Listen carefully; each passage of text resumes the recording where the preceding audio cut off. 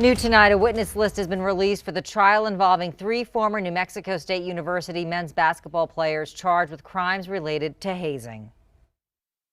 At this point, the prosecutors in the case, which is the Attorney General's office, are just listing the main people who they are going to use to establish the case, to present their case. The witness list is 3 pages in total.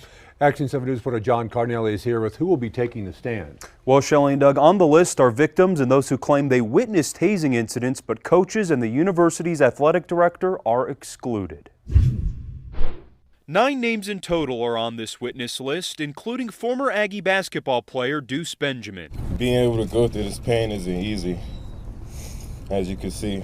And his former teammate Shaq Aduenu. Never in a million years did I ever think that something like this was going to happen. Both men claim they were hazed by 3 players they shared the basketball court with. But not on this witness list are any coaches, including former head coach Greg Heiar or NMSU's athletic director Mario Moccia. Recently, a civil lawsuit has made allegations that coaches knew about the hazing. And certainly at some time down the future, those 2 witness lists might overlap. The civil case points a finger at former assistant coach Dominique Taylor, saying he knew about the hazing but did nothing about it. The university has denied those allegations. KOAT legal expert John Day says the names excluded from the criminal case's witness list can mean several things. That might be a sign that those coaches don't have any information that helps the Attorney General. It also might be a sign that they're going to be involved in a different way somewhere down the road. Day says in criminal cases, the lists can be amended should new information come to light. But these witness lists are going to change over time.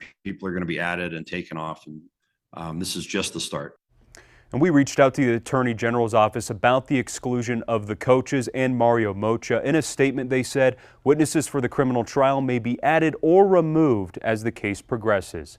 I'm John Cardinelli reporting, KOAT Action 7 News. A jury trial is scheduled for October 21st, 2024.